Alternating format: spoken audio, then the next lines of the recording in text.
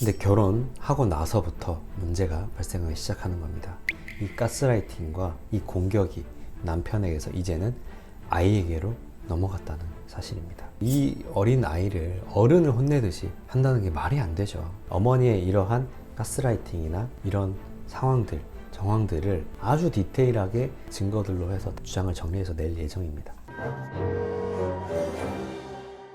오늘은 가스라이팅 하는 아내에 대해서 설명드리도록 할게요. 결혼 9년차 부부였습니다. 제 의뢰인은 남편분이었고, 늦은 나이에 이제 결혼정보회사를 통해서 결혼을 했는데, 직업은 건축가였습니다. 아내는 평범하고 차분하고 조용한 초등학교 교사였다고 해요. 초등학교 교사, 가장 선호하는 신부감 중에 하나죠. 안정적이기도 하고 아이를 키우기도 좋을 것 같다라는 생각을 많이 하잖아요, 남성분들이. 나이도 한 4살 정도 차이, 궁합도 안 본다는 4살 차이고. 그래서 빨리 결혼을 했다고 합니다. 한 2-3달 만나고 바로, 나이도 좀 많았기 때문에 남성분이 결혼을 했다고 해요. 근데 결혼하고 나서부터 문제가 발생하기 시작하는 겁니다. 이전에는 몰랐다고 해요. 연애할 때는 몰랐는데 결혼하고 나니까 아내가 변하더라는 거죠. 갑자기 이제 욱하는 성격이 나오고, 대부분 이제 바뀌잖아요, 여자들이. 결혼하기 전에는 부드럽게 이런 성격이 있다 하더라도 결혼을 하면 많이 변하죠. 무서운 터줏대감으로 변하는데, 그래도 이분은 유독 좀 심했다고 해요. 어떤 부분이 심하냐, 아주 사소한 걸로 자꾸 이제 트집을 잡으면서 가스라이팅을 하더라는 거죠.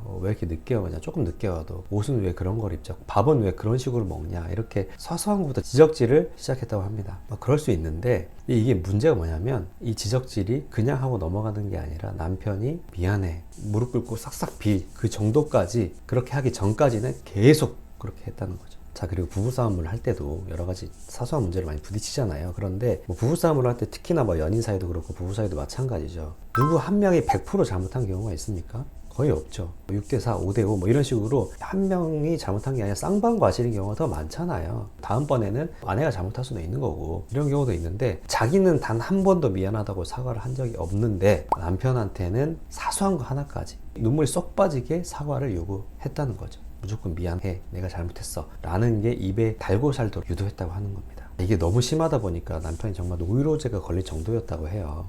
이거 어떡하지 하면서 결혼 한 2-3년 차부터 별거를 했다고 합니다. 그런데 멀리서 별거한 것도 아니에요. 가까이서 했다고 해요. 왜 그랬냐? 아이가 생겼기 때문이죠. 늦은 나이에 결혼했기 때문에 빨리 손주를 보고 싶다라는 부모님의 성화에 못 이겨서 결혼하자마자 아이를 가졌고, 이 아이가 태어나고 하면서부터 아이를 또 돌봐야 하니까 멀리서 별걸 할 수 없었다는 거죠. 아이를 낳고 나니까 어떻게 됐을 것 같아요? 이 여자의 히스테리와 가스라이팅이 훨씬 더 심해진 거죠. 집요하고.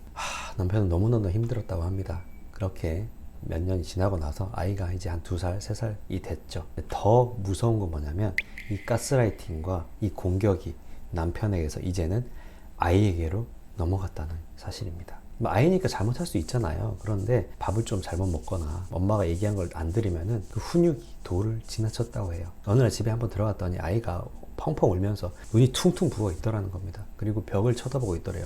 무슨 일인고 하니까 엄마가 혼나면서 잘못했다고 하면서 아이를 벌을 세우고 손을 들고 벽을 쳐다보게 했다는 거죠. 아이한테 이렇게 한 지 얼마나 됐어 하니까 1시간이 넘었다고 합니다. 이때 아이의 나이가 한 4살 정도였다고 하는데, 이 어린 아이를 어른을 혼내듯이 한다는 게 말이 안 되죠. 그리고 아이한테도 매번 넌 엄마 말 들어야 돼, 네가 뭘 잘못했는 줄 알아? 넌 왜 이거밖에 못해? 계속 아이의 자존감을 깎아내리고 가스라이팅하고 엄마 말만 듣게 하는 훈육을 계속 했다고 합니다. 그때 이제 참다가 저희 의뢰인이 이혼을 결심하게 됐다고 하죠. 아이가 5살이 되던 해 이혼 소송을 제기했는데, 안타깝게도 양육권은 아내에게 뺏겼다고 합니다. 저한테 찾아온 거는 항소를 하기 위해서 찾아오신 거예요. 아무래도 양육권 같은 경우에는 아내에게 많이 인정을 해주거든요. 한 7-80% 그렇게 인정을 해줍니다. 왜냐면 어릴 때는 엄마의 도움이 필요하고, 그리고 현재의 양육 상태를 보기 때문에 법원에서는 현재 엄마가 키우고 있었잖아요. 그래서 양육권을 아내에게 줬다고 합니다. 저한테 찾아오신 분은, 변호사님이 어떻게 저희 아이를 아내한테 맡길 수 없습니다, 양육권 제발 좀 찾아오게 해주세요 라고 하면서 저를 찾아오셨습니다. 현재 소송 진행 중이고요.